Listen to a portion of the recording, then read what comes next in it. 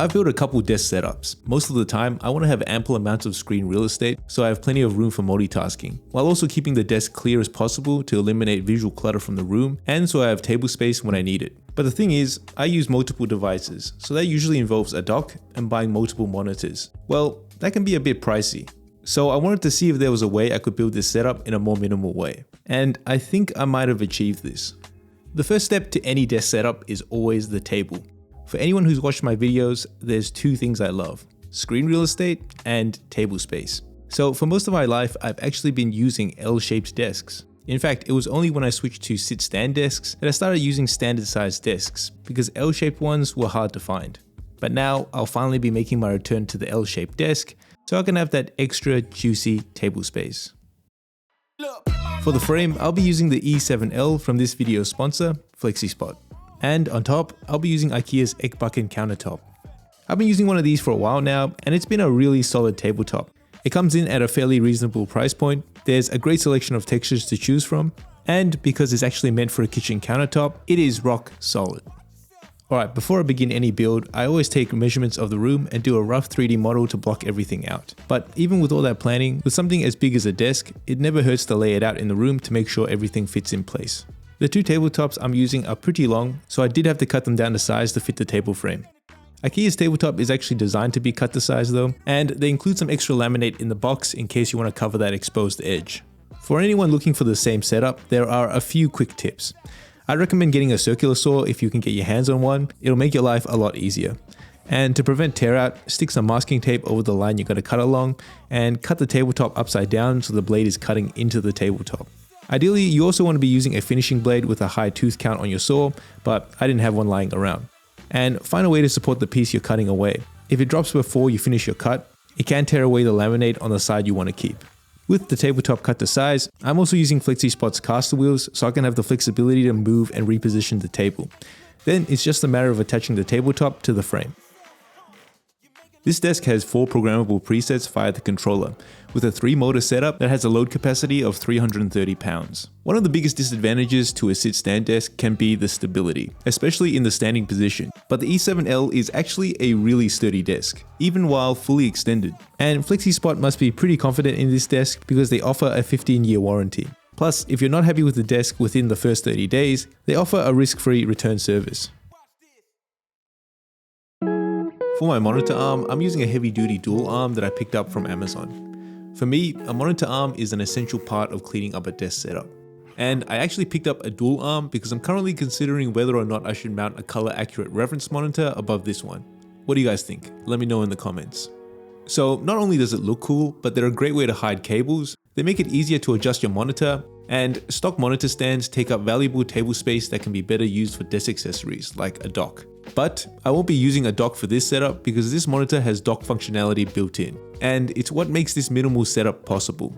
This huge monitor is a 45-inch 5440 by 1440p 165Hz monitor with some pretty neat connectivity features, which make it great for productivity and gaming. Plus, it regularly goes on sale in my region, so it's definitely on the more affordable side of ultra-wides. So the monitor has a bunch of ports on the back which lets you connect to multiple devices plus KVM support. That means you can connect 2 computers via the USB-C and USB-B ports, which gives you access to 3 USB 3.2 Gen 1 ports plus the Ethernet port. And I do appreciate that it is a 2.5 gigabit port, so much faster connectivity to your network. With more than one device connected, you can access both machines with picture-in-picture or picture-by-picture mode, and you can switch USB input with the dedicated KVM button. So that means you can switch inputs for things like your keyboard and mouse or SD card reader, all with the click of a button. The USB-C port has 75 watts of power delivery, so it's pretty much a one cable solution for docking your laptop. And the size of the monitor means there's a crazy amount of screen real estate, so you can stretch out your spreadsheets or video timelines without having to deal with bezels. Alright, for my keyboard, I'm using the Keychron Q6 Max. And if weight is an indication of build quality, this is definitely up there, because this is probably the heaviest and most solid keyboard I've ever used. The body is completely aluminium, so there's zero flex, literally not one bit of creaking when you pick it up. So you can connect up to 5 devices to this keyboard, and it supports both Mac and Windows machines. But the thing I like the most about this keyboard is the fact that it uses QMK firmware. QMK firmware is an open source firmware that lets you customize how the keyboard functions, and it's pretty in-depth. So to access the firmware, you can use the Keychron launcher via a web browser, and using the launcher, you can customize your key mappings and lighting, as well as create your own macros. So you can pretty much switch any key on the Q6 to anything else, and the Q6 also has 4 additional macro buttons up top to store additional commands. With key mapping, it also lets you do some fun things like switching your Control and Alt keys if you're using a Windows machine but have Mac OS muscle memory. And the keyboard's Mac OS and Windows profiles are saved on different layers so they won't affect one another. And macros unlocks a lot of versatility. From a productivity standpoint, you can use them to open apps and also store frequently used Excel formulas and code. And for gaming, you can use this to chain together commonly used actions, like in an MMO for instance. Now, the great thing about QMK is because you're altering the firmware on the keyboard, you can access all of your customizations when you switch between devices. No need to install any new software. And for a cleaner aesthetic, I've actually switched out the keycaps for these ceramic ones. This is a pretty unique keycap material. They're significantly heavier than the stock PBT, so it makes a much lower muted sound profile. Take a listen for yourself.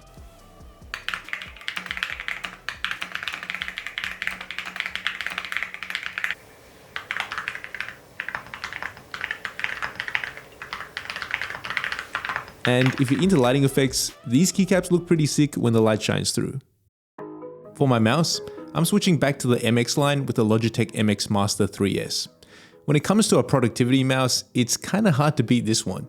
The side scroll wheel is really great for looking through large spreadsheets or long timelines when video editing.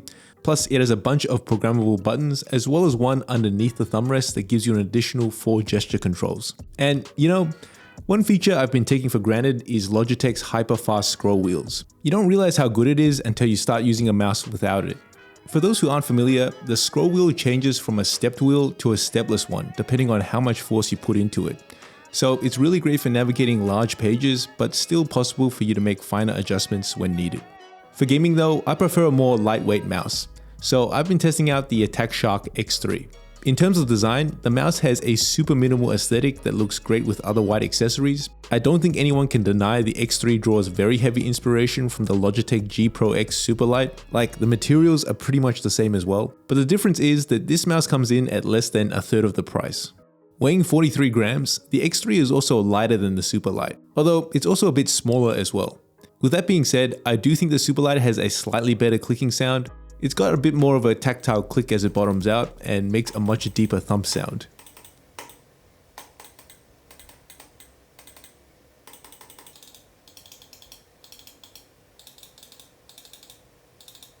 Still, I think the Attack Shark X3 is a pretty good option considering its price point, and there are some nice software features as well, like adjusting DPI, customizing buttons, and assigning macros via the Attack Shark software. Underneath my mice, you may have noticed this slick mousepad. The mousepad is probably the most underrated part of a desk setup. It forms part of your point of contact between you and your computer, so it has a huge impact on the way your computer feels.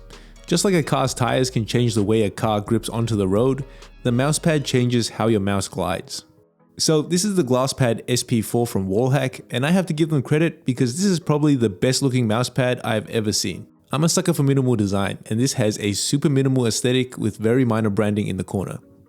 So, as the name implies, this is a micro-etched glass mousepad which has a super low friction surface that your mouse can easily glide across. Underneath the mousepad is also full silicone coverage which keeps the mousepad planted firmly on your desk.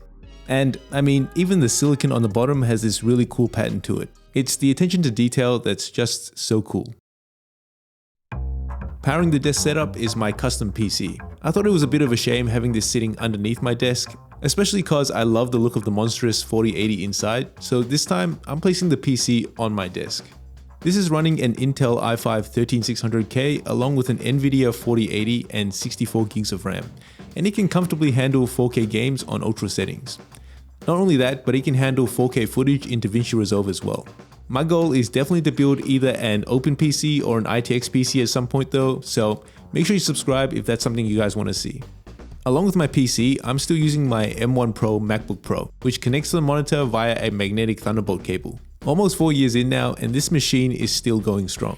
It still boggles my mind how it can have this form factor with so little noise and still handle my video editing needs, especially when it comes to timeline scrubbing and playback. The only area it seems to be lacking in is Fusion Playback, where it does take a little longer to process compared to my PC. Still, it's been a really great machine.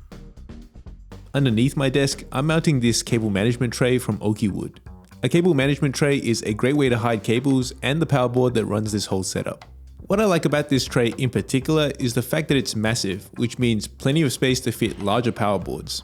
But also the fact that you can easily unhook the side of the tray to access your cables. Very convenient because it's quite a pain to climb underneath your table. For any cables that need to be outside of the tray, I'm using a combination of Velcro cable ties and these adhesive cable straps. These are a lot better than traditional cable ties because they're not permanent, so you can easily change things around when you need to without having to cut anything apart. I also picked up this mount from Amazon to mount my Google Nest underneath my desk to add some smart functionality to the setup. More on that a little later. Alright, I want to have a minimal setup, but that doesn't mean I want to have an empty setup. I think it's always important to add a bit of character to the setup by including things that make the space your own. So I'm adding this poster that I carried all the way back from South Korea, as well as this tray for pens, some books, and an F1 car. But I actually picked up a few of these, so which one do you think should permanently be here in my setup? Let me know in the comments. Since the monitor is so big, it's kind of hard to light the desk using a traditional lamp. So I'm using a monitor light bar from Xiaomi. A light bar reduces the screen glare while lighting your desk by directing light away from the screen. I'm a big fan of this Xiaomi one because it has this nifty wireless puck that you can control the brightness and color temperature with. For a bit of extra ambience, I'm using an IKEA lamp that I've connected to a smart plug. The smart plug can be controlled through Google Home, so I can control it with voice commands, and I've set a routine for it to switch on automatically at sunset. And that is my ultra minimal desk setup. I think it turned out pretty well. I tried to narrow down the items to just the essentials to create a productive workspace. But there are still a couple things that I want to add. Like, I'm still trying to find the time to build an ITX PC and also 3D print a French cleat system for storage. Make sure you subscribe so you don't miss out. And thanks again to FlexiSpot for sponsoring this video. Links are in the description if you want to check out their desks. Okay, don't forget to leave a like and let me know what you guys think about the setup. Alright, that's it. I'll see you guys next time.